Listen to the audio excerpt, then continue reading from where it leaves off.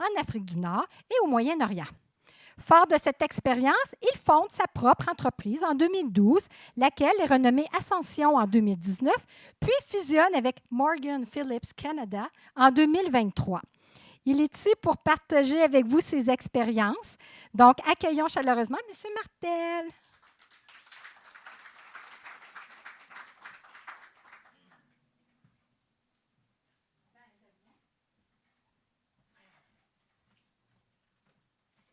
Merci beaucoup. Si vous me donnez quelques secondes pour m'installer.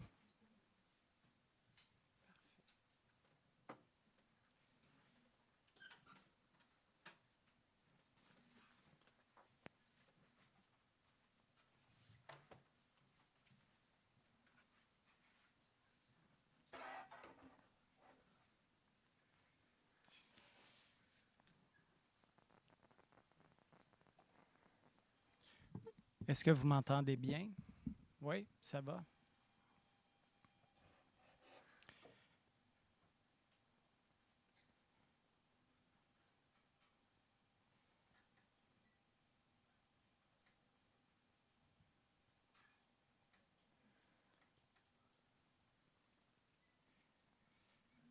OK.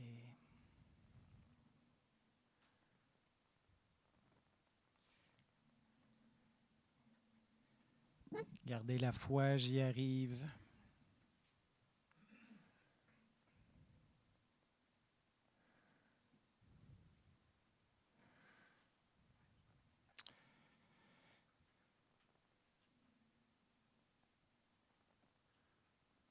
Alors, on peut déjà aller à la prochaine diapositive. Juste une mise en garde avant que je commence. Je vous remercie de votre accueil.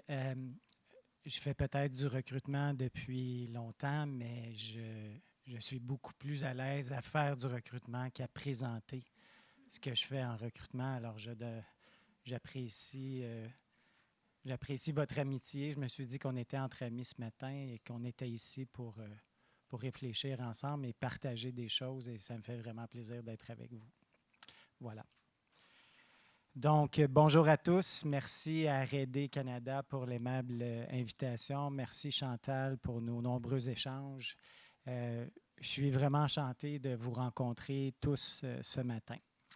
Nous sommes ici pour naviguer ensemble dans les eaux du recrutement international francophone, des eaux riches en opportunités, mais parfois brouillées par des mythes, des impressions, des préjugés et des malentendus. Je recrute à l'international depuis environ 25 ans. Je fais partie d'un cabinet international composé de près de 600 collègues dans 20 pays. Notre siège social est à Paris. C'est pour ça qu'on a un nom anglais.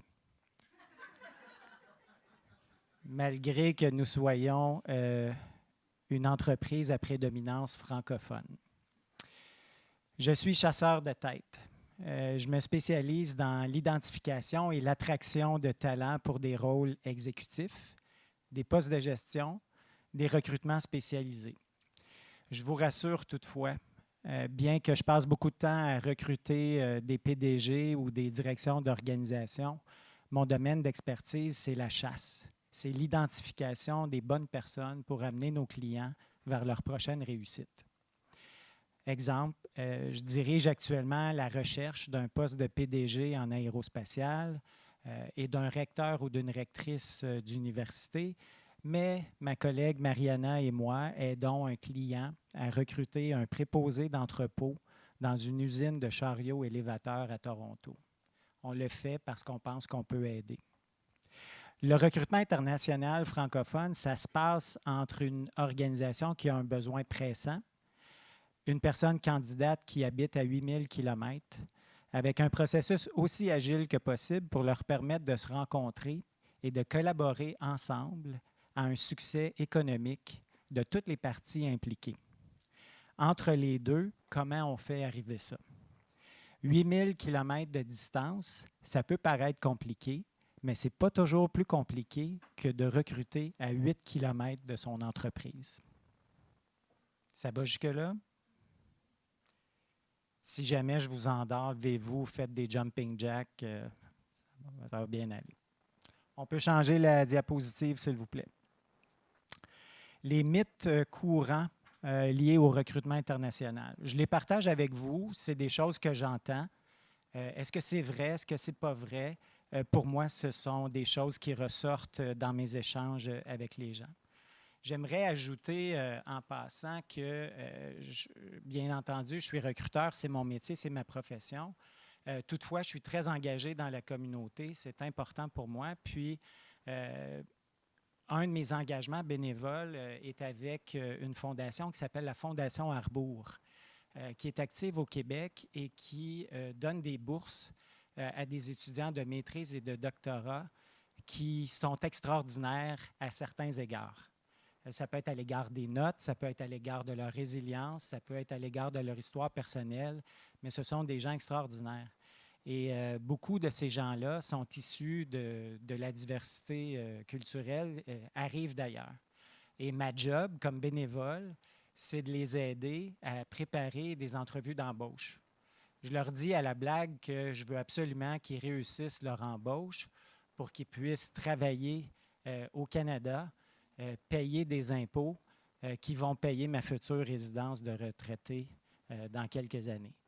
Je le dis à la blague, mais c'est très important aussi. Je pense que dans la situation économique actuelle, où on a un déficit de travailleurs qui entrent sur le marché de l'emploi qui s'accumule à chaque année. Je n'ai pas vu les chiffres pour le Canada, je m'en excuse, mais au Québec, là, si on rêve en couleur, il y a 20 000, il y a un déficit de 20 000 personnes qui s'accumulent, qui s'additionnent à chaque année. 100 000 personnes quittent le marché de l'emploi pour, au maximum hypothétique, 80 000 personnes qui entrent sur le marché de l'emploi. Fait que ça met de la pression beaucoup sur les recruteurs comme moi, évidemment.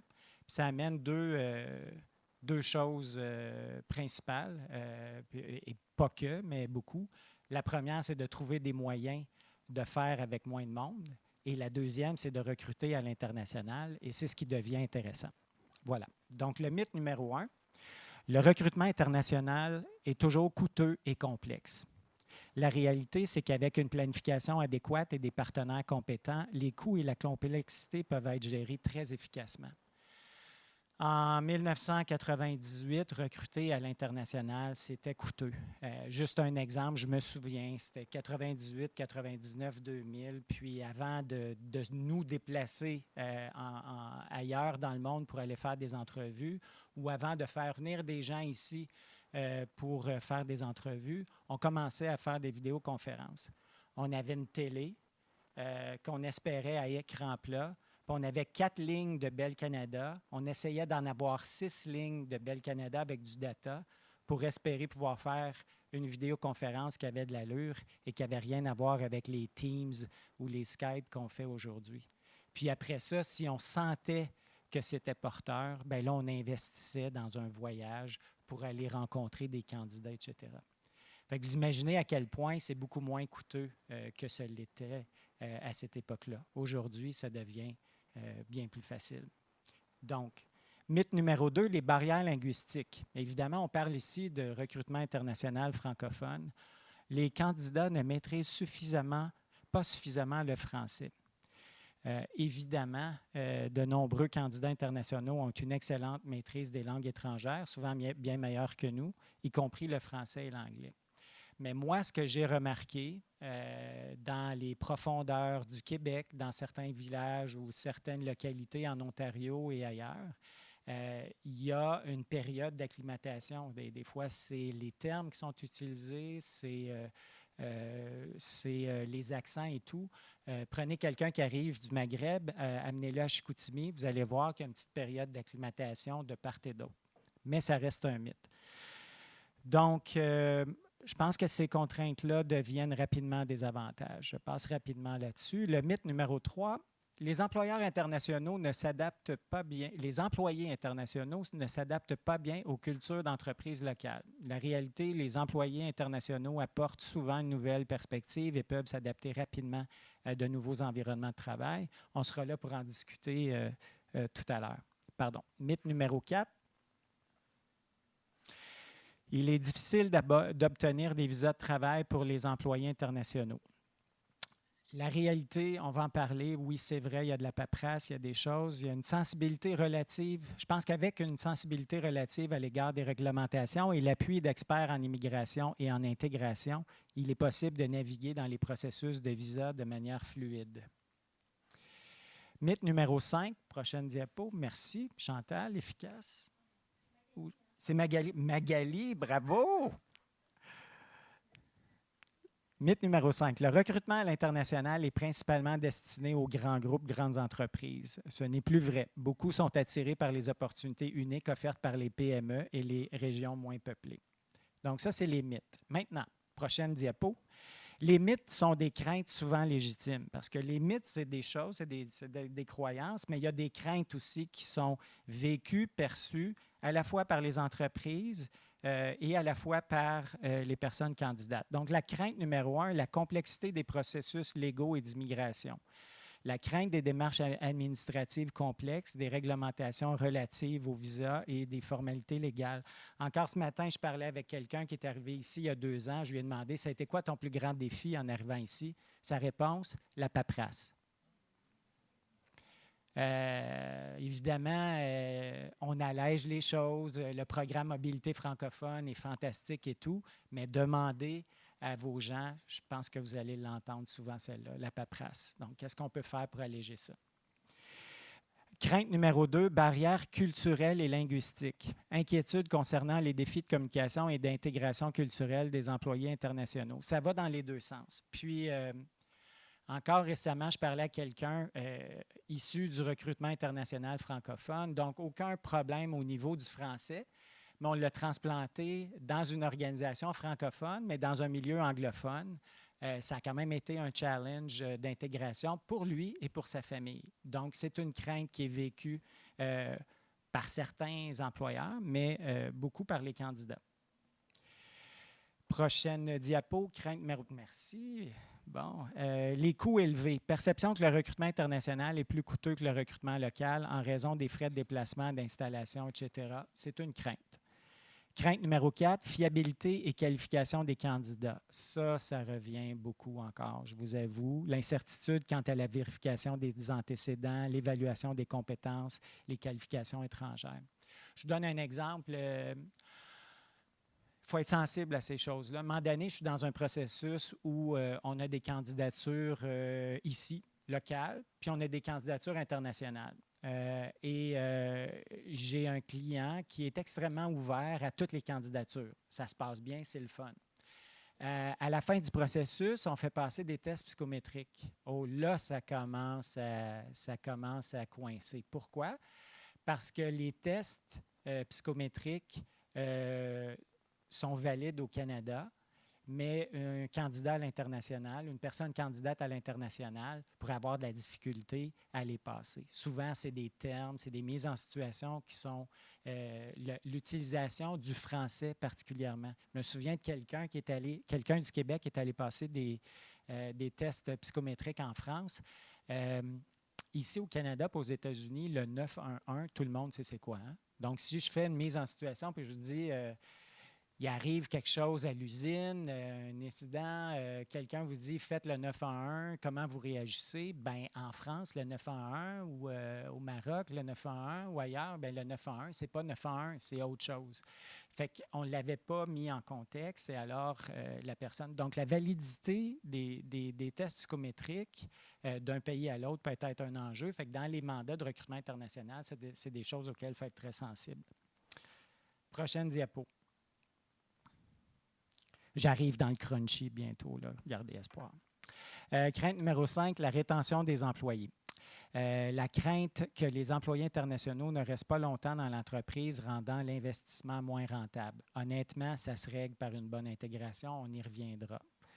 Crainte numéro 6, intégration dans l'équipe existante, inquiétude sur la capacité des employés internationaux à s'intégrer harmonieusement avec les équipes existantes. Alors, je vais passer à la prochaine, mais je suis curieux au niveau des mythes et des craintes. Est-ce que les gens parmi vous, est-ce que c'est des choses avec lesquelles avez-vous déjà entendu ça? Avez-vous été confronté à ça? Est-ce qu'il y a des choses avec lesquelles vous n'êtes pas d'accord? Avez-vous constaté une évolution?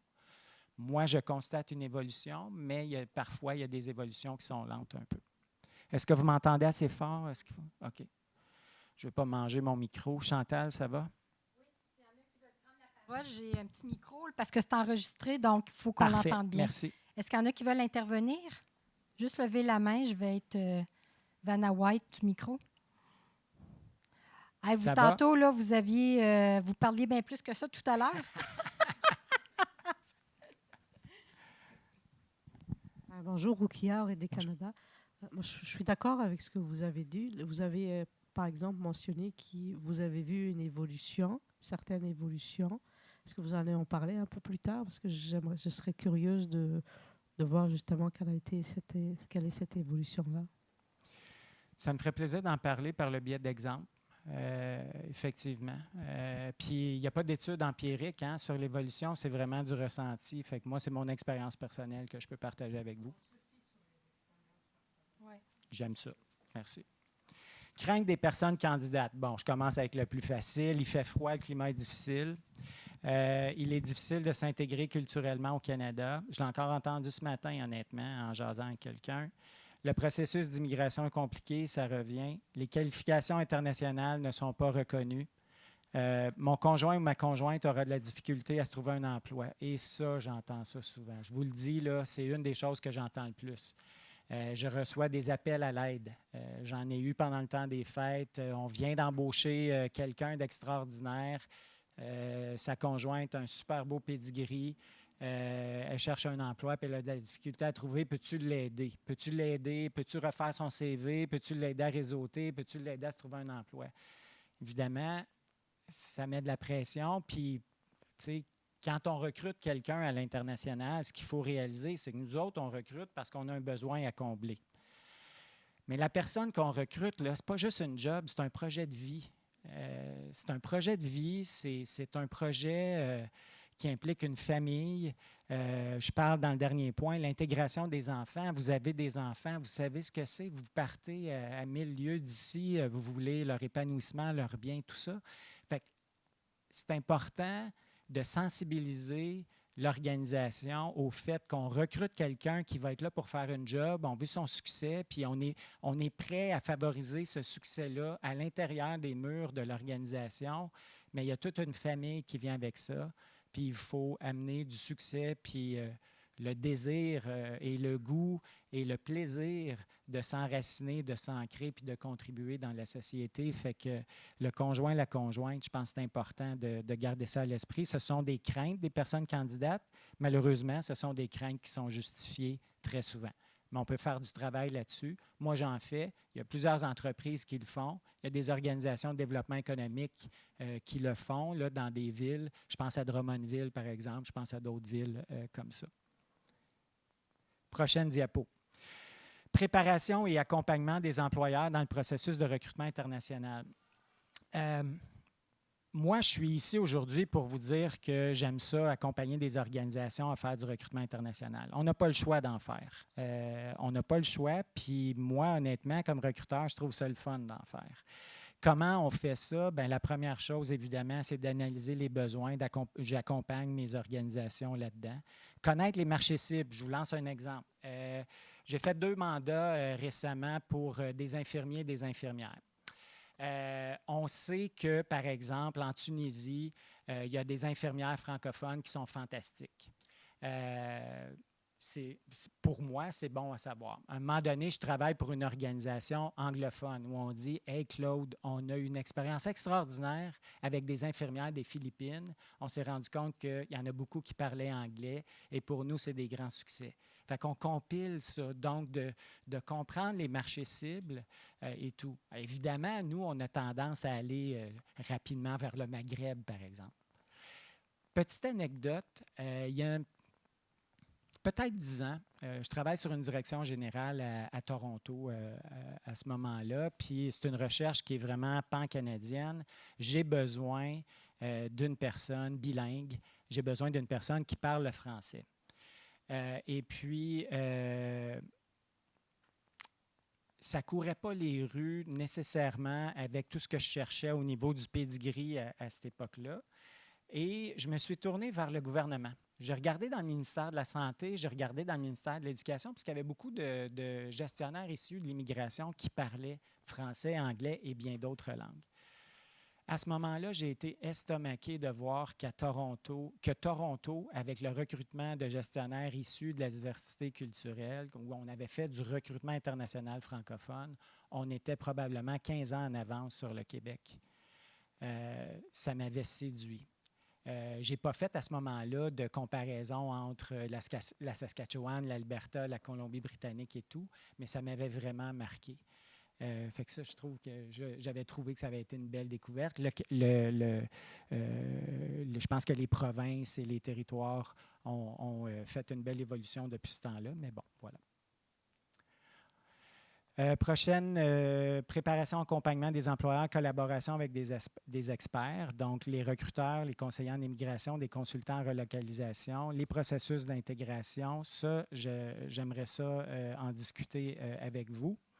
Préparation et accompagnement des employeurs dans le processus de recrutement international, le soutien continu, idéalement pour une période de 18 mois parce qu'on recrute quelqu'un, 1 an, ça passe vite, 18 mois, c'est un cycle, les enfants retournent à l'école, il y a le processus d'intégration, je pense qu'en 18 mois d'accompagnement, accompagner les entreprises, accompagner la communauté à l'intérieur de l'organisation, puis soutenir les familles. Ça, je pense que 18 mois, c'est un bon moment. Donc, on passe au crunchy maintenant, à la prochaine diapo.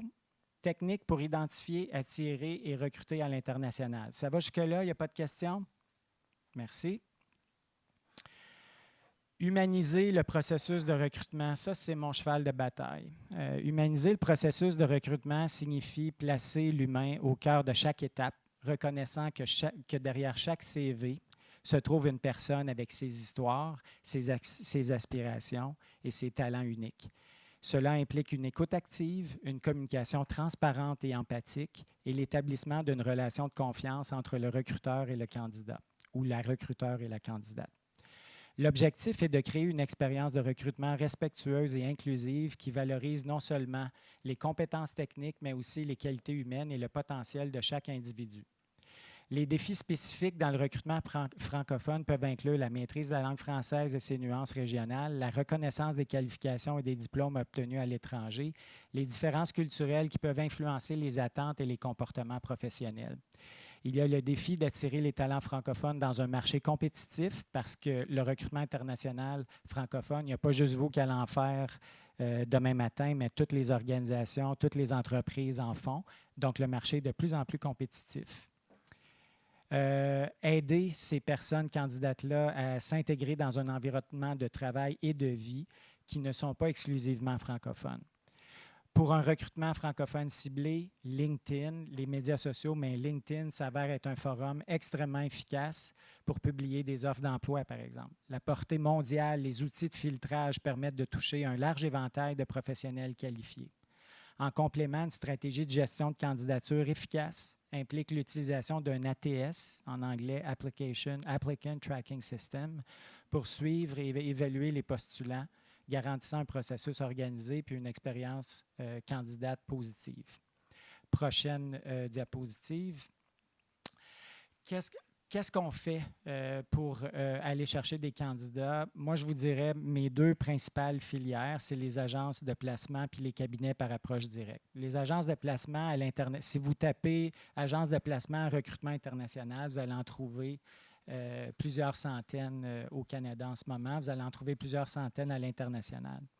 Les cabinets par approche directe, ce sont les cabinets de chasse de tête. Il y a 2 catégories qui émergent. En fait, il y a les mandats de recrutement classiques qui sont ce que moi je fais et une approche innovante, la pratique du sourcing international que mon entreprise Morgane Phillips fait à partir du Maroc, de Madagascar et de la France et dans d'autres pays aussi.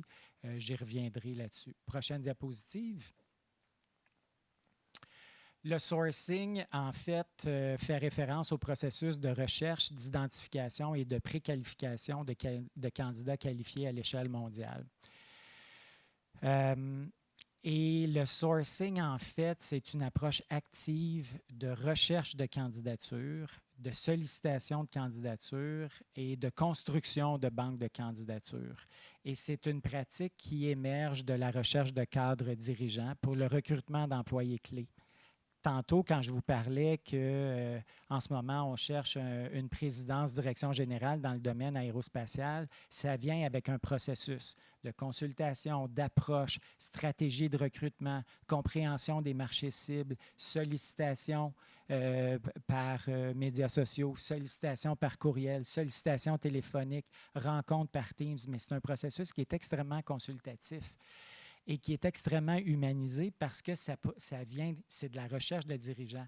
Mais le recrutement international, tel que moi je le vis aujourd'hui pour tous les postes, emprunte les méthodes du recrutement de dirigeants qui est international depuis longtemps. Donc, l'humanisation du processus, l'affichage axé sur l'impact. On a plusieurs clients, organisations, entreprises qui affichent un poste qui est une description de poste, qui est un besoin. On les amène à afficher un poste en fonction de la mission et de l'impact qu'ils veulent avoir. Puis, tout d'un coup, on réalise qu'on reçoit un courriel, on reçoit des courriels de l'international avec des gens qui ont été interpellés par la mission, par la raison d'être de l'entreprise, puis par la volonté de contribution. Ça, c'est puissant. Puis, ça provient de la recherche de cadres dirigeants. Les échanges, le onboarding, depuis au moins 15 ans, quand on recrute des chefs de direction d'entreprise, aux États-Unis, un peu partout, on parle de onboarding. Vous l'avez peut-être entendu, CEO onboarding. Bien, aujourd'hui, on parle d'intégration de candidats. Ça provient du recrutement. Le coaching, l'appui, le coaching, ça vient après le recrutement. Les tests psychométriques, il y en a de plus en plus qui sont adaptés, qui se font en ligne, ça coûte à peu près rien. Vous prenez une agence de sourcing internationale, je vais parler de Morgan Phillips parce que c'est celle que je connais. On reçoit des mandats de sourcing international. Ça peut être en Afrique, ça peut être en Asie, ça peut être en Europe. Ça vient avec un système de gestion de candidature, ça vient avec des tests psychométriques qui sont validés scientifiquement et tout ça. Mais tout ça, ça provient de la recherche de cadres dirigeants. L'utilisation de partenaires clés dans le recrutement à l'international, moi, ma façon de voir les choses, c'est qu'il y a toute une chaîne. On part d'un besoin, on part d'une organisation cliente qui a un besoin et ça va jusqu'au recrutement. Puis entre les deux, ben, il y a de l'aide à l'immigration, il y a des conseillers. Vous êtes des conseillers parmi vous. Moi, je suis là pour vous accompagner, par exemple, dans ce processus-là pour aider une organisation, mais je suis en amont de ça. Moi, je fais le recrutement. J'attire les candidats, je les sensibilise. Ça m'est arrivé, bien entendu, d'amener des familles pour visiter des écoles et tout ça, mais je le faisais comme je le faisais pour aider tout ça.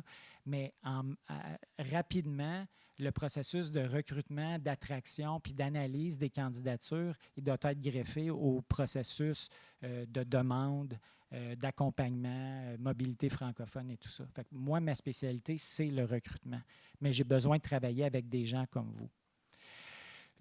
Donc, l'utilisation de partenaires clés dans le recrutement à l'international. Même nous, quand on fait du recrutement à l'international, là, c'est moins vrai maintenant parce qu'on est dans 20 pays. Fait que j'appelle des collègues, mais dans le passé, j'appelais des firmes de recrutement pour qu'on s'engage dans des partenariats ensemble.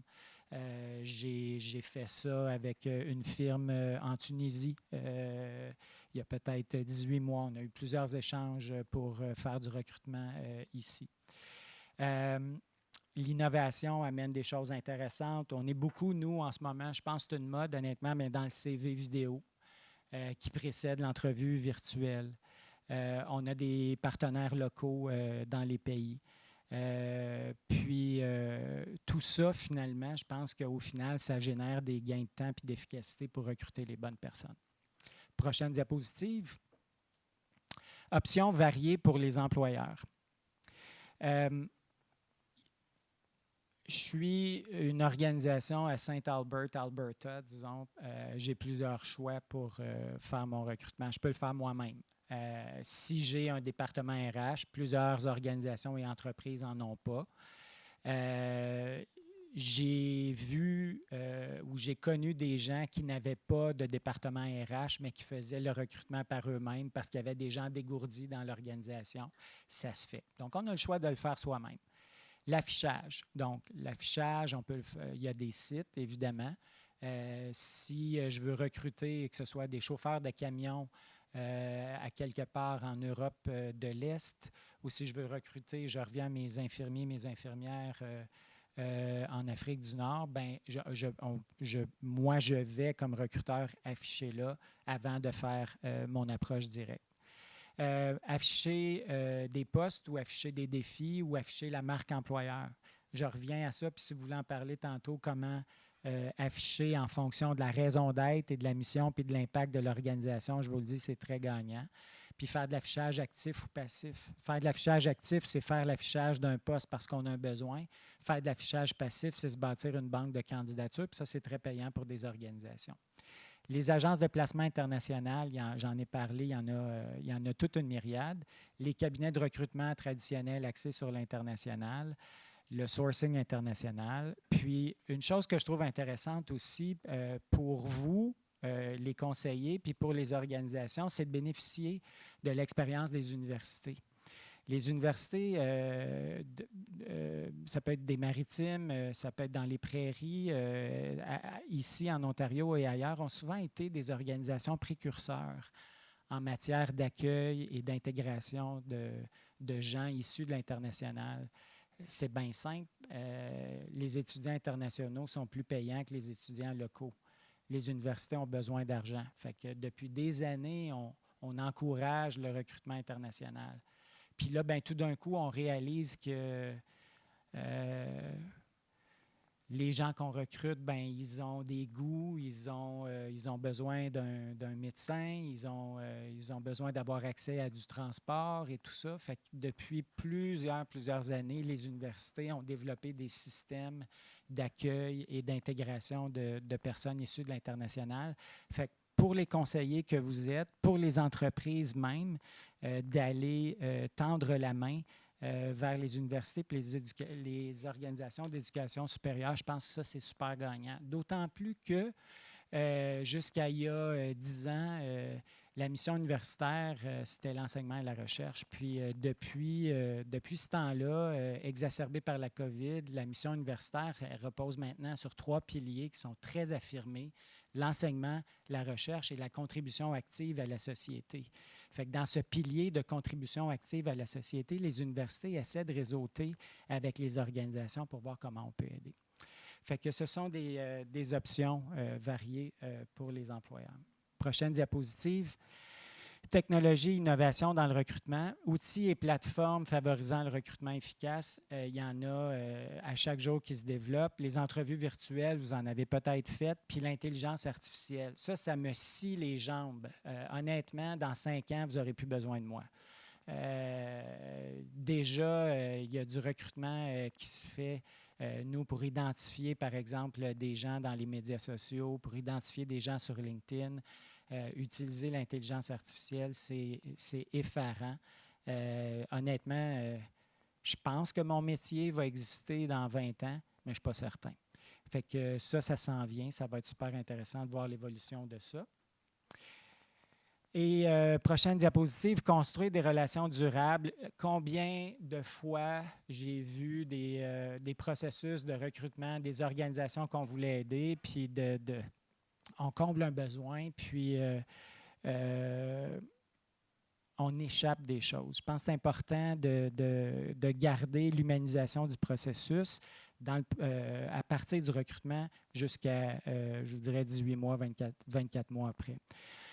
Un candidat, une candidate bien recrutée, bien accueillie, bien intégrée et bien soutenue, c'est le départ de votre prochaine filière de recrutement international. Ça, là, c'est vraiment un élément clé.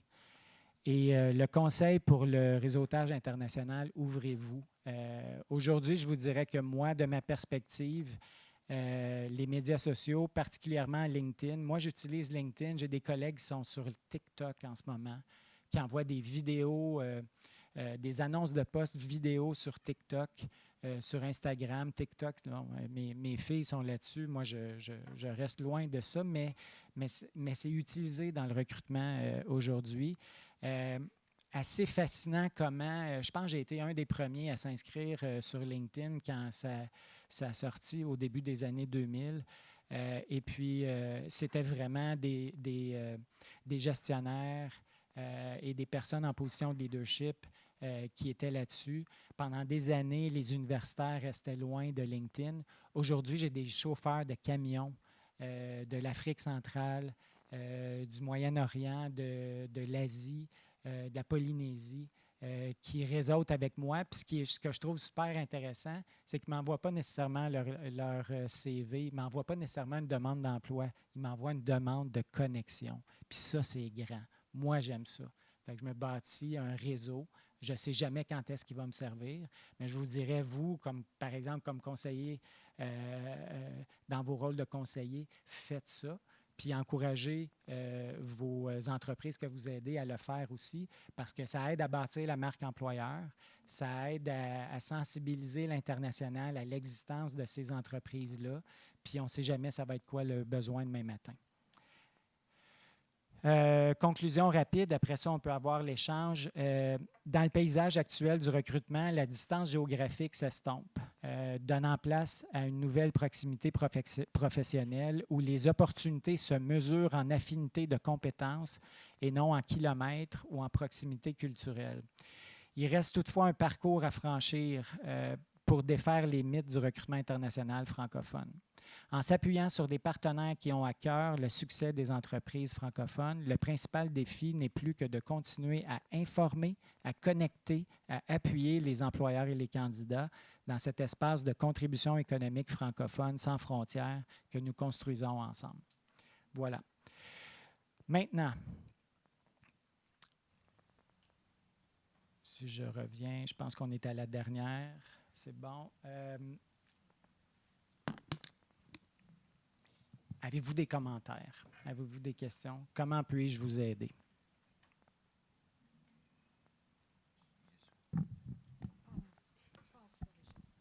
Merci beaucoup pour la présentation. Je suis un petit peu curieux. Est-ce qu'il y a des zones dans le monde où vous êtes plus à même de recruter?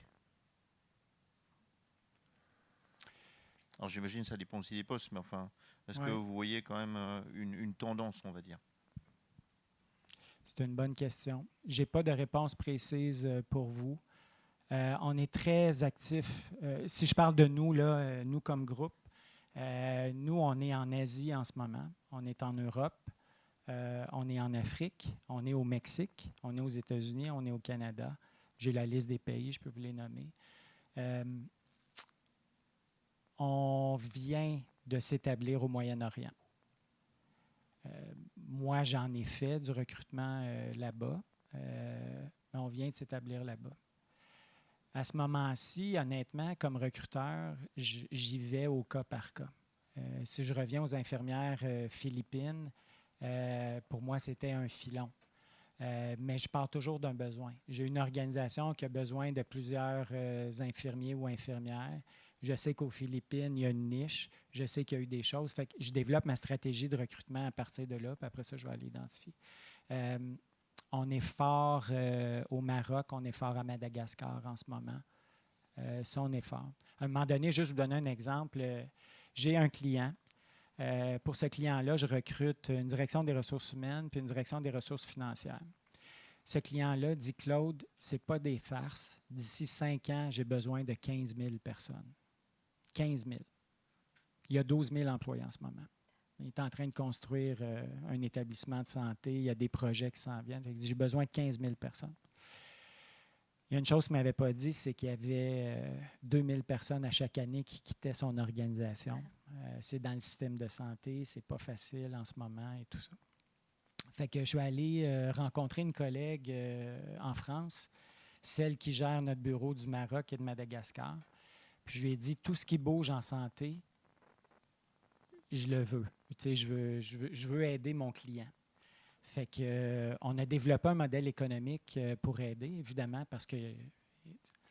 Puis, honnêtement, j'ai freiné ça temporairement pour 2 raisons deux raisons. En fait, la raison principale, c'est que si je vais vider la Tunisie de ses infirmières demain matin, je suis en train de priver toute une communauté de son personnel de santé, puis moi, ça me travaille le moral, je vous avoue.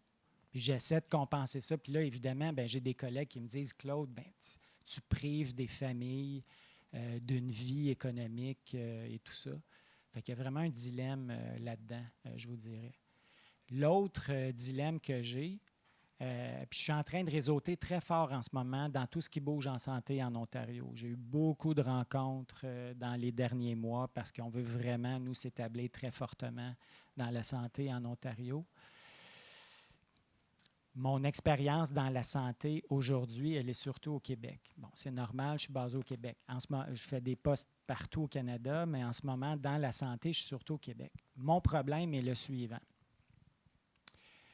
On recrute du personnel de santé, on est super content, mais il y a une histoire de quota puis de processus là-dedans, puis ça me dérange. Je vais vous dire pourquoi. J'ai 2 infirmières en ce moment qui habitent le nord de l'île de Montréal, qui ont besoin d'aller faire un stage d'ajustement de qualification à Saint-Hyacinthe. Ce n'est pas à la porte. Qu'on a recruté dans le système de santé. Et puis là, elles font partie d'un de mes groupes Facebook parce qu'il faut qu'on les équipe avec des lits superposés, avec des draps, avec des manteaux d'hiver, avec des bottes. Il faut qu'on trouve des bureaux pour les enfants et tout ça. On leur a fait des belles promesses. Puis là, ils habitent dans un demi-sous-sol qui ont de la misère à se payer en attendant d'avoir la vraie job, qui est à au mieux 8 mois de maintenant. Puis ils habitent à Huntsic, dans le nord de Montréal. Puis elle doit aller prendre ses cours à Saint-Hyacinthe. C'est quoi, au mieux? 1h30 de transport, au mieux, à chaque jour. Fait que ça fait 3 heures. Fait que ça, je vous dirais que ça tempère un peu mon enthousiasme de faire du recrutement massif à l'international. Je réponds mal à votre question, mais c'est adaptatif. En ce moment, probablement parce que notre siège social est à Paris puis qu'on a une présence qui est très forte en Afrique, on est plus fort en Afrique qu'on l'est en Asie, par exemple. Voilà. Un autre commentaire, une question? Oui, j'ai une question ici. Bonjour. Bonjour. Je suis Karine Ouedraogo du CDA en Alberta. Je rebondis sur ce que vous avez dit par rapport à l'exemple de vider le Maroc de ses infirmières. Est-ce que vous avez vocation d'aller dans les autres pays? Vous avez parlé du nord de l'Afrique, mais je prêche pour ma paroisse là, en Afrique de l'Ouest, précisément au Burkina Faso. Est-ce que vous avez vocation peut-être d'aller rencontrer les décideurs politiques pour leur dire, voilà, nous avons un client qui nous demande, je ne sais pas, 10 000 infirmières. Nous faisons le tour un peu de l'Afrique pour voir si vous, dans votre pays, peut-être vous pouvez nous donner 2 000, 3 000 infirmières. Peut-être au niveau aussi de l'État, ils pourront inciter un peu, focuser l'éducation et dire, voilà, en 2030, nous aurons besoin de 3 000 infirmières. Et là, les étudiants savent, les prochains étudiants savent que, OK, j'ai une firme au Canada qui a besoin de 5 000. Et peut-être si j'ai un frère, j'ai une soeur, je vais lui dire, OK, va t'inscrire dans un programme d'infirmiers parce qu'en 2030, tu pourras avoir la chance d'être recruté. Je ne sais pas si vous faites un peu cette politique-là. La réponse, c'est non. Personnellement, j'aimerais le faire, mais je vous dirais, ce n'est pas ma job de le faire. Moi, je suis un recruteur. J'ai les dents longues. Je travaille pour l'argent. Vous êtes en mission. Mais est-ce que j'aimerais le faire? Bien sûr. Est-ce que j'aimerais vous appuyer? Bien sûr. Mais ça, on tombe dans une sphère qui est plutôt politique et les universités ont fait des belles choses aussi, puis ça peut être par les organisations internationales francophones, les rendez-vous Jacques-Cartier ont amené des projets là-dedans. Mais moi, honnêtement, ma job, là, c'est d'aller chercher les bons candidats, fait que je ne l'ai pas fait. Est-ce que j'aurais le goût de le faire? Bien, donnez-moi l'occasion d'aller au pays des personnes intègres Aller rencontrer les Burkinabés, j'en serais super heureux, puis dire comment puis-je vous aider, mais c'est ça. Voilà. Autre commentaire? Je peux vous poser une petite dernière question. Je ne veux pas monopoliser le micro, mais je m'intéresse surtout à la partie interculturelle. Ayant vécu en Asie, en Afrique, un peu partout, un dirigeant, par exemple japonais, ne va pas gérer sa société ou son équipe de la même façon qu'un dirigeant en fait, canadien ou qu'un dirigeant africain. Donc là, il y a des barrières interculturelles qui sont vraiment énormes en réalité. Qu'est-ce que vous faiite par rapport à ça? Vous avez une formation par rapport aux candidats que vous sélectionnez? Qu'est-ce qui se passe? Vous les préparez? Parce que j'imagine que si un Japonais vient ici à, je sais pas, à Ottawa et essaie de gérer sa société comme à Tokyo, ça va être un désastre. Oui. Donc, je m'intéressais plus à cet aspect. Ah, vous avez tellement raison. Ça me rappelle, ma conjointe est orthophoniste dans un hôpital, puis de temps en temps, elle reçoit des gens de l'étranger. Puis à un moment donné, elle a eu une orthophoniste de l'Allemagne. Elle a beaucoup aimé. Puis, les Allemands ont dit c'est des gens qui sont rigoureux, qui sont sérieux, ont toutes sortes de préjugés, puis tout ça. Puis quand cette Allemande-là retourne en Allemagne pratiquer l'orthophonie, ce qu'on lui dit, c'est « Ah, tu dois revenir du Canada, tu fais ta drôle. » Fait que oui, je n'ai pas de formation, mais ça fait longtemps que je fais ça. Fait que par exemple, je pense que c'est dans la préparation. Moi, je vous donne un exemple. Chaque personne que je présente à un client, normalement, j'ai passé 2-3 heures au moins avec cette personne-là.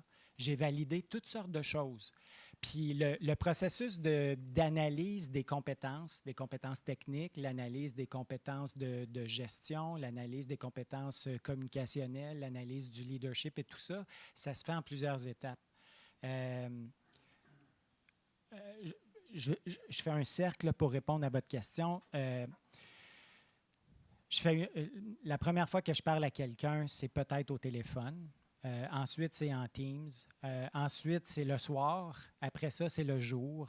C'est à la maison, c'est au bureau, c'est toutes sortes de choses. Parce que j'essaie d'avoir une évaluation 360 à distance de la personne. Ça développe évidemment une compréhension de la personnalité, des traits.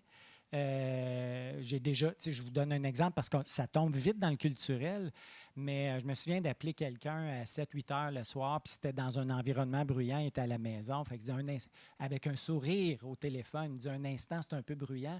Puis il couvre le combiné, mais pas tout à fait. Et là, je l'entends pester contre son chien, mais tu sais, vraiment, si j'avais été son chien, j'aurais eu peur. Fait que qu'est-ce que ça me dit au niveau de la personnalité? Qu'est-ce que ça me dit au niveau de la compréhension culturelle et tout ça? Quand, par exemple, j'ai présenté il n'y a pas longtemps quelqu'un qui est arrivé ici depuis peu et j'ai préparé mon organisation cliente. J'ai dit, écoutez, cette personne-là, c'est une force tranquille. Ce n'est pas quelqu'un d'exubérant.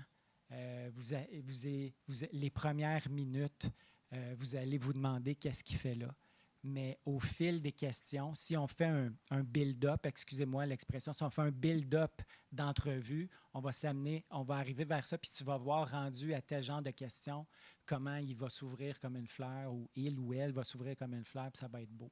Fait que la sensibilité interculturelle, je vous dirais que les recruteurs comme nous, on l'a développé à la dure. Est-ce qu'il y a des formations? Vous le savez aussi bien que moi. Je ne sais pas. Moi, je n'en ai pas suivi. Mais tu sais, moi, j'ai toujours traité mes candidats comme des êtres humains. Puis, je me suis toujours attardé à les comprendre. Puis, ma job, c'est de les vendre dans toute leur splendeur et dans toute leur authenticité. Puis voilà. Merci Claude. Bon, c'est Steven Siamia du CEDEM. J'ai une question et un petit commentaire. Vous avez beaucoup parlé de la santé avec les infirmières et tout ça dans votre processus de recrutement. Je suppose que est-ce que le client a un mécanisme par rapport à, on va dire, à l'évaluation ou à des compétences, en ce sens que les infirmières, c'est réglementé. Donc, quand ils arrivent, je ne vais pas créer de problème de, on va dire, rétention, puisque si vous ne recrutez uniquement est-ce que le client ou vous-même, vous avez déjà un plan Oui. pour éviter que ces personnes-là, quand ils arrivent, je sais qu'au Manitoba, on a avec aussi les Philippines et tout ça, mais est-ce que, parce que vous recrutez un peu partout, est-ce qu'il y a un plan pour éviter que la personne ne soit dessus, arrivée, voyant qu'il ne peut pas travailler, puisqu'il est confronté à encore soit retourner aux études, ou voir comment est-ce que s'intégrer pour ça? Ça, c'est ma première question. Mon deuxième, maintenant, mon commentaire, c'est surtout toujours dans le processus de rétention. Vous avez parlé de quand on recrute une personne, ça vient aussi avec la famille et les enfants et tout ça. Donc c'est aussi pour renchérir ce que vous dites, parce que il y a des endroits, quand c'est en ville, par exemple, dans les grandes villes, bon, il y a la communauté, il y a en fait l'employeur aussi qui a sa culture d'entreprise, etc. Mais quand c'est dans les petites localités, je prends un exemple, nous, par exemple au Manitoba, il y a une communauté, une municipalité de Saint-Lazare qui a embauché une enseignante. Mais l'enseignante vient avec son mari et son mari n'a pas d'emploi. C'est compliqué. Donc du coup, ça fait que les enfants, c'est pas évident avec la garderie. Pour avoir le permis, il faut conduire encore une distance assez longue pour aller faire le test du permis. Donc là encore, donc, comment ça se passe de votre côté sur ce plan-là quand vous faites le recrutement? Donc voici mes deux... OK. La majorité des organisations pour lesquelles on recrute, il y a tout d'abord, si on parle de la santé, par exemple, la santé, c'est facile parce qu'il y a des ordres professionnels qui permettent de valider les compétences, il y a des ententes et tout ça. Puis honnêtement, rendu là, je m'en mêle moins. Mais si on parle des tests, par exemple, les tests psychométriques et tout ça, nous, on les a. Fait que si une organisation ne les a pas, nous, on force les personnes candidates à le faire. On incite nos clients à passer à travers ce processus-là. Parce qu'on ne veut pas juste, nous, faire un recrutement puis disparaître. On veut faire un succès. On recrute quelqu'un de l'international, on l'amène vers son prochain succès. Le succès de la personne engendre le succès dans l'organisation. Le succès de l'organisation engendre le succès dans la société. Puis tout ça, ça revient aux recruteurs. Fait qu'il y a une espèce de chaîne de recrutement durable qui, moi, m'interpelle beaucoup. Fait qu'on a ces outils-là. La majorité des organisations pour lesquelles on recrute dans la santé, il y a un processus. Fait que ça va être, si par exemple c'est sciences infirmières, bien, il y a un ordre professionnel et tout ça. Si c'est autre chose, bien, il y a un ordre professionnel. Puis si c'est un autre genre de poste, par exemple en logistique et tout ça, ils ont un département RH qui fait ça. Quand on travaille pour des organisations qui n'ont pas de département RH, nous, on le fait pour eux. Puis, tu sais, on a une garantie, là. Moi, je vous dirais 99% des postes sur lesquels je travaille, je donne une garantie d'1 an. Fait que peut-être je devrais la donner pour 18 mois, comme je parlais tantôt. Fait que je veux vraiment assurer le succès de ça. Fait que je vous réponds à votre question de cette manière-là. Puis rappelez-moi votre commentaire, c'était l'accompagnement des familles. Hey. On n'en fait pas assez. Il n'y a personne qui en fait assez. Je pense qu'on est mieux qu'avant. Moi, ce que je le fais par obligation morale. Je ne le fais pas par obligation contractuelle. Mais de plus en plus, je suis interpellé par des clients pour aider les familles de leurs candidats. J'ai une connaissance à Ottawa qui travaille dans une compagnie de construction. Ils ont trouvé un filon. Ils n'ont pas eu besoin de moi, tant mieux pour eux, parce que, comme je disais tantôt, on a les dents longues, on coûte cher. Mais ils ont trouvé une filière super intéressante pour faire des recrutements. Et ils m'ont demandé de développer une offre de service strictement pour les conjoints et conjointes des personnes qu'eux recrutent. J'ai trouvé ça intéressant de voir comment l'entreprise avait développé cette sensibilité-là. Donc, comment on accompagne? Comment vous accompagnez? Puis comment nous, vous et moi, on peut le faire ensemble? Ça, c'est une belle question à se poser.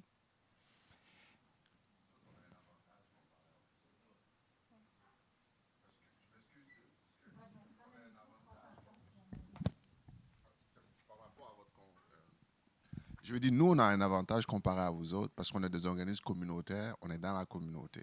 Ouais. On a un réseau associatif. Fait que quand nous, on fait venir quelqu'un, déjà au niveau social, on a tout ce qu'il faut pour que la personne s'implique, puisse bien se sentir automatiquement dans la communauté. Ce que vous n'avez pas, par exemple. Parce que moi, par exemple, dans mon building, j'ai ceux qui font l'accueil, j'ai l'école, j'ai la santé, j'ai tout le monde qui est là avec moi. Fait que quand la famille elle vient, quand elle arrive, on l'accueille, tout le monde est là. Vous, malheureusement, votre organisation, vous n'avez pas ce réseau-là. Donc, ce qui fait qu'en termes d'avantages avec vous autres, on a ce petit plus-là. Donc, on ne devrait pas avoir de la difficulté pour l'intégration sociale dans nos communautés parce que nous sommes au niveau vraiment là où ils vont nous croiser à l'épicerie, ils vont nous croiser à l'école, ils vont nous croiser à la clinique. Donc, c'est quelque chose qu'on a et je pense que nous, notre réseau, avec ce que vous venez de nous montrer, ce que vous venez de discuter avec nous, on devrait voir maintenant où est-ce qu'on peut aller appuyer pour que notre recrutement soit un succès. Oui. Puis je vous remercie beaucoup pour les points là, que vous avez mis. Moi, j'ai d'autres questions, là, puis je vais arrêter là. Ben, merci, Sériki. Pendant que... Sériki, il n'y avait pas nécessairement de questions dans ton commentaire, mais je vais répondre à ton commentaire par... je vais vous dévoiler un secret. Si je voulais faire de l'argent avec le recrutement, voici ce que je ferais. Oui, puis si vous voulez vous lancer en recrutement, le go, là. Moi, développer une filière de recrutement dans la santé francophone, moi, personnellement, ça me coûterait 10 000 $ par mois. Ça, c'est ce que ça me coûte, là. Si je dis j'ouvre les vannes, là, j'oublie, je fais fi de mes dilemmes moraux, de mon éthique, puis je recrute tout ce qui bouge dans la santé, dans le monde francophone, j'amène ça au Canada. Ça me coûte 10 000 $ par mois. Par personne? Non. Ça, c'est ce que ça me coûte à moi. Je n'ai pas chargé personne encore. Okay. Moi, je sors 10 000 $ de mes poches à chaque mois. C'est ce que ça me coûte. Fait qu'on s'entend que j'ai une entreprise, on n'est pas une fondation pour enfants malades, j'ai une famille, j'ai une hypothèque, j'ai des employés. Fait qu'il faut que je fasse de l'argent avec ça. Mais ça me coûte 10 000 $ par mois. Fait que 120 000 $ par année, je m'en vais faire du recrutement dans la santé. On parle beaucoup de santé, ça peut être autre chose, là. Les chauffeurs de camions, c'est une autre affaire. Fait que moi, ça me coûte 10 000 $ par mois faire ça. Ce serait facile si je disais, j'ai un client en ce moment qui me dit, je suis prêt à te donner 10 000 $ par infirmière que tu me recrutes, mais il faut que tu me donnes une garantie de 2 ans. Ce que ça veut dire, c'est que si l'infirmière, elle quitte, je dis infirmière, là, mais infirmière très inclusif, si l'infirmière quitte dans une période de garantie de 24 mois, je n'ai pas besoin de rembourser. Il faut que je retrouve et je comble. Fait que moi, je suis capable de développer un modèle économique, là. On est 600, nous autres, dans le monde. Je peux mettre la machine à contribution. Est-ce que je veux le faire? Je me retiens. Voilà. Fait que c'était une réponse à ton commentaire. Il y avait d'autres questions. Moi, je vais continuer dans la même lignée. Vous parlez, c'est en lien avec la reconnaissance des qualifications. Je sais que Stevens a posé la question, mais je vais aller plus loin. Votre rôle à vous, c'est de juste trouver, si j'ai bien compris, c'est de juste trouver les candidats, mais que les associations ou les organisations, ceux qui vous embauchent, c'est eux qui s'occupent du reste. Est-ce que j'ai bien compris? Ou vous avez quelque chose à faire? Moi, j'ai quelque chose à faire, en fait. Puis le message que je vous lance aujourd'hui, c'est si je peux vous aider, parlons. Oui. Parce que ça, c'est un frein énorme. Trouver des gens, ce n'est pas un problème. S'assurer que ça marche, surtout dans les domaines réglementés, c'est là où on a des défis majeurs. Puis c'est là que peut-être on pourrait travailler ensemble. Absolument. Parce que c'est notre... Je ne me trompe pas. Ah, là, je pense que vous marquez un point. Là, voilà. Ça jase Donc, dans la salle. Je laisse là-dessus. Je ne peux pas m'empêcher. Merci, Rukia, d'amener ça parce que nous, à l'île du Prince-Édouard, juste pour vous donner une idée, on n'est pas même dans la discussion qui prend la décision de quel pays où on va recruter. Le plus grand employeur, HealthPI, ont déjà fait la liste des pays où on va recruter. Il n'y a pas de pays francophone. C'est vraiment ciblé de par les offres d'emploi qui sont disponibles et c'est l'employeur qui décide où on va. Puis, l'employeur est directement lié à l'ordre des infirmières. Et à chaque fois que, comme Rukia l'a dit, nous, on les voit, les candidats, dans les rondes de recrutement à l'international. On amène nos candidats francophones. Il n'y a même pas de discussion qui est possible parce que l'employeur décide déjà de où on s'en va. Donc, l'idée, c'est que c'est intéressant. Nous, on est à l'extérieur du Québec. On a des candidats qui sont intéressants. L'immigration est facilitée. Mobilité francophone, c'est beaucoup plus simple, mais on n'a pas d'entente facilitée comme au Québec, par exemple. Donc, quand on commence à sélectionner les pays où on va aller chercher des infirmières, ça bloque tout de suite, comme Rukia l'a dit. S'il n'y a pas d'entente avec le collège, les grands employeurs qui cherchent des infirmières vont sélectionner sur les pays qui sont les plus simples. Donc, s'il n'y a pas de pays francophone qui a un accord déjà, ça va bloquer rapidement la discussion, puis on va avoir la difficulté à utiliser les candidats qu'on rencontre dans le recrutement. Donc, moi, je suis très intéressée aussi comment vous avez cette discussion-là avec les collèges professionnels, parce que nous autres, ça arrête très rapidement la conversation. Ce sont, pour le moment, des pays limités du côté anglophone, les Philippines, puis il n'y a pas beaucoup de pays en Afrique, par exemple, oui. On monopolise, mais j'aimerais ça qu'on ait une discussion plus tard, peut-être pas aujourd'hui, mais l'élément de pays avec lesquels les employeurs ont des expériences. Parce que j'entends les Philippines depuis que je travaille en immigration, parce qu'ils ont justement connu des expériences intéressantes avec des employés de ces pays-là. Puis comme tu le dis, ils présélectionnent des pays parce que c'est ceux qu'ils connaissent. Ils savent qu'ils vont trouver des choses. Donc, de notre côté, c'est tout à bâtir là, avec du côté francophone, parce que les histoires à succès, comme vous l'avez dit, puis les bonnes expériences des employeurs peuvent amener peut-être qu'on change certaines tendances. Mais je vais m'arrêter là, mais je poursuivrai. Il nous reste 15 minutes. Il y a beaucoup de questions. Tout le monde me fait comme des bobayles. Oui, j'ai un ordre. Oui, bonjour. Bonjour. J'aimerais savoir, c'est quoi le taux de rétention des personnes que vous allez recruter à l'international? Est-ce que vous donnez des garanties aux employeurs ici par rapport aux défections qu'ils peuvent avoir lorsqu'ils s'en vont chercher des personnes? Oui. Moi, je donne une garantie minimale d'1 an. Il y a... juste avant la COVID, j'avais un projet. Puis j'ai testé ça avec plein de monde. Je réponds vite. Moi, mon projet, c'était d'aller voir des entreprises, puis en leur disant, vous avez besoin de gestionnaires. Je connais des gestionnaires issus de l'immigration extraordinaires. Ils ont 0 expérience au Canada. Ce que je te propose, c'est si tu recrutes un de mes candidats ou une de mes candidates issus de l'immigration, je ne te donnerai pas une garantie d'1 an, je vais te donner une garantie de 2 ans. Par contre, je vais m'impliquer dans le processus d'intégration de ces candidats-là. Jusqu'au jour où j'ai eu la discussion avec France Saint-Hélémy, qui est le président du conseil de l'Université de Montréal, qui est originaire d'Haïti, qui est un homme d'affaires à grand succès, grand succès. Puis il me dit, mon cher Claude, ton intention est noble, mais tu vois les choses à l'envers. Tu n'as pas besoin d'intégrer tes candidats, tu as besoin d'aider les entreprises à s'intégrer aux candidats. Puis je dis, ouais, OK, c'est puissant ça. Mais est-ce que je suis prêt à faire ça? Est-ce qu'on le fait? On le fait d'emblée, mais on le fait sur 1 an. Moi, j'ai des garanties actives en ce moment-là. Fait qu'on s'entend dessus que régulièrement, je parle à mes candidats, comment ça va et tout ça.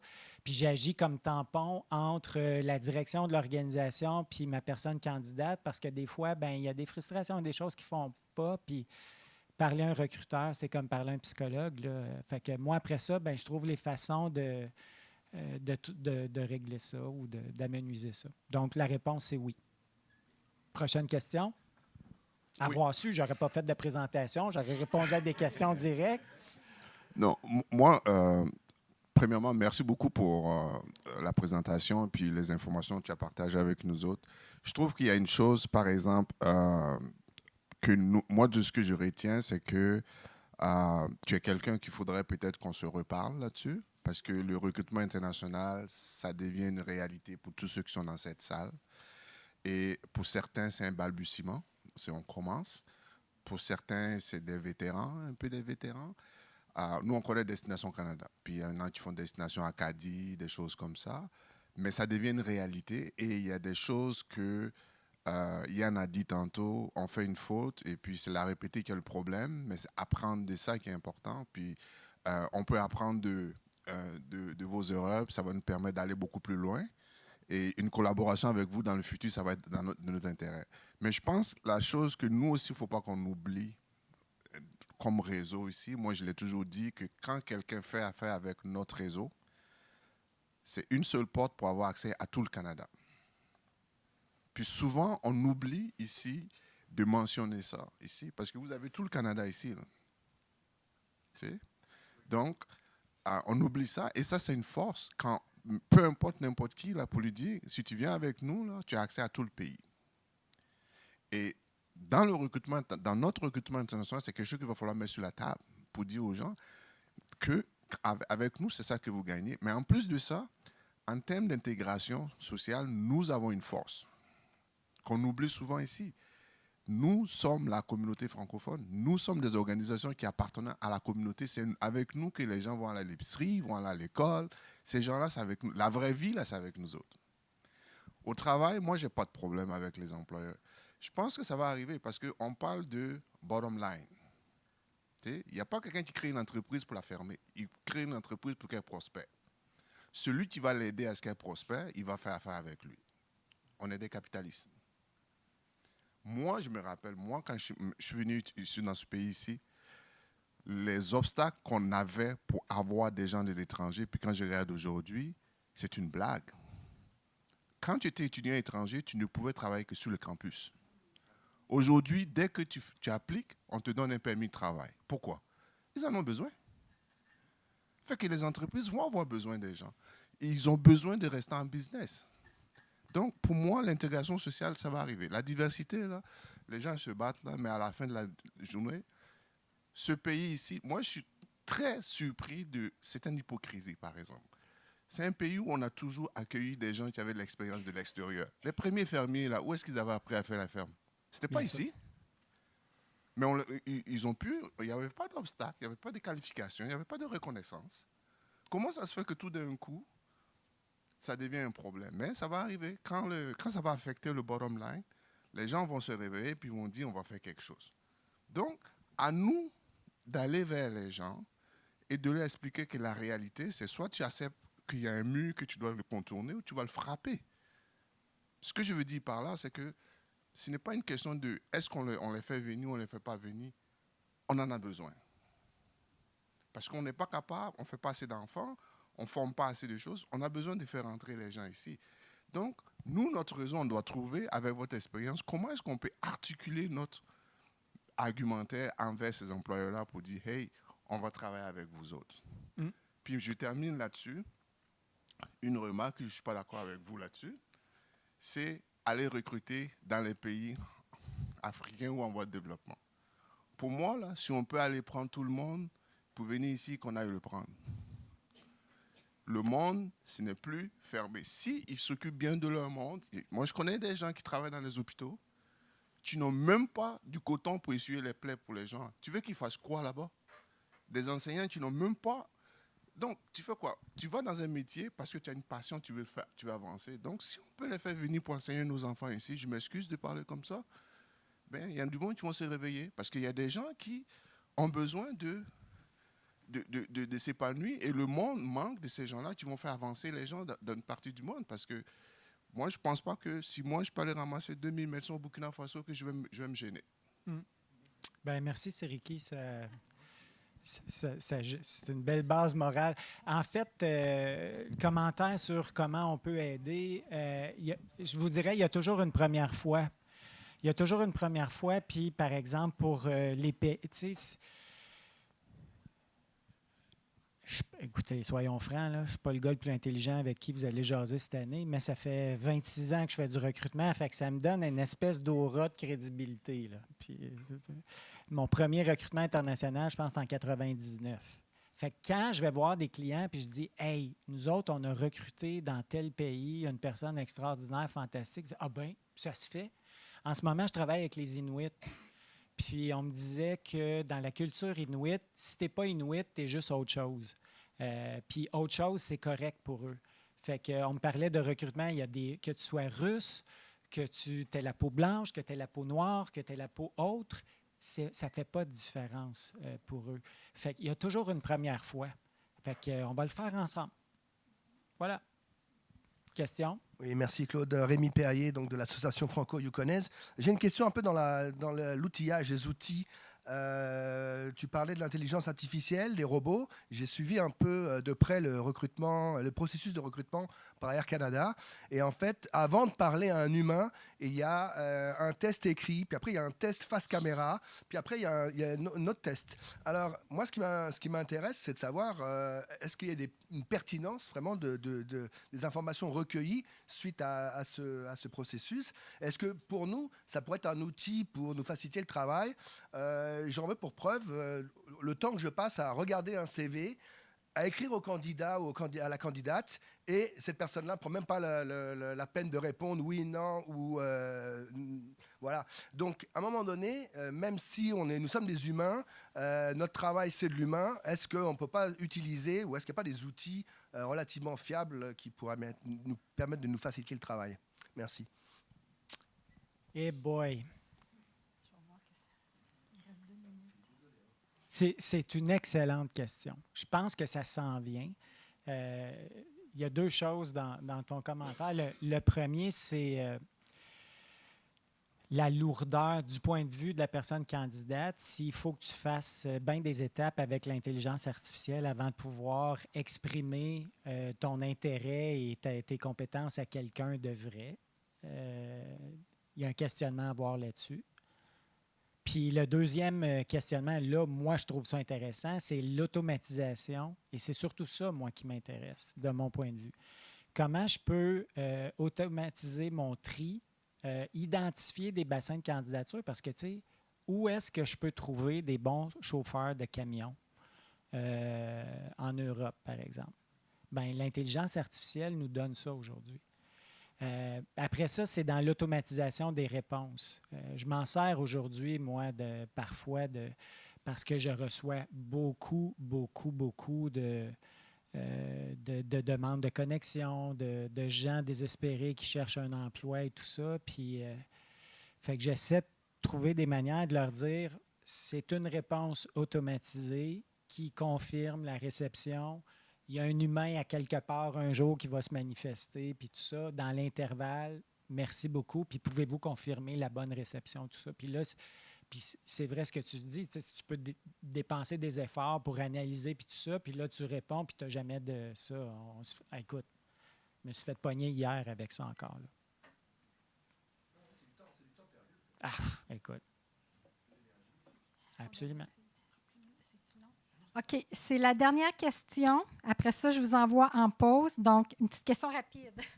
Oui, bon, je suis juste curieux de savoir parce que vous avez fait beaucoup de recrutement à l'international. Est-ce que vous avez un partenariat spécifique avec IRCC par rapport surtout au délai de traitement des permis de travail? Ou bien l'employeur est prêt à attendre les 6 mois, les 8 mois? Voilà, comment vous préparez l'employeur par rapport à ça? C'est ce qu'il est prêt, parce que nous aussi on fait, mais on est beaucoup, on va dire, on se bloque avec l'employeur souvent qui n'est pas prêt. Il y a certains qui sont prêts, mais comment vous préparez l'employeur? Comment je le prépare au délai ou à la paperasse, au processus? Est-ce que tu peux répondre en 2 minutes? OK.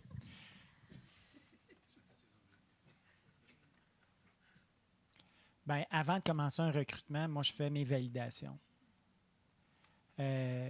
Si mon organisation cliente est pressée, à ce moment-là, on a une jasette là, sur le temps que ça peut prendre et tout ça. Parce que quand on reçoit un appel d'une organisation, c'est parce qu'ils ont besoin depuis hier. Puis là, tu leur dis, écoute, 1 mois et demi de processus, 8 mois d'attente et tout ça, fait que, mettons que ça tempère l'enthousiasme. Moi, traditionnellement, je vous les dompe. Je leur dis, bien, il y a des organisations qui vont vous accompagner là-dedans. On va commencer la paperasse, le processus. Moi, je vais faire l'identification puis l'analyse des candidats. Fait que je vais te trouver des joueurs olympiques.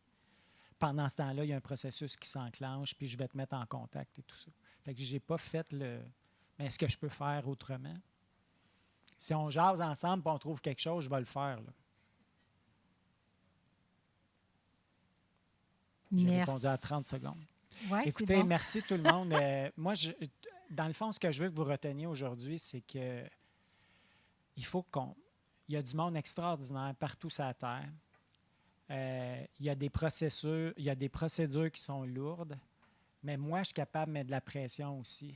Quand moi, je vais parler à des gens dans un secteur, soit en développement économique, quand je vais parler à des gens dans la santé, à des ministères et tout ça, c'est une occasion de plus de mettre de la pression pour qu'on se déguédine. Parce que l'urgence et la nécessité engendrent la créativité et l'innovation. Je suis un officier de marine à la retraite. Saviez-vous que le Canada a commencé la Deuxième Guerre mondiale avec 11 navires, dont 6 étaient désuets parce qu'ils étaient propulsés au charbon? Mais saviez-vous qu'en 1945, le Canada était la 3e puissance maritime au monde avec plus de 400 navires? L'urgence et la nécessité engendrent la créativité, l'innovation et les possibilités. Mais quand on ne ressent pas ça, on se rassure dans la procédure et on s'enlise dans la procédure. Pour avoir ce qu'on n'a jamais eu, il faut oser faire ce qu'on n'a jamais fait. Faisons-le ensemble. Je vous tends la main. Merci. Quelle belle façon de nous envoyer à la pause. Donc, on revient à moins quart, s'il vous plaît, 15 minutes de pause. Je vous remercie. Merci encore, Claude.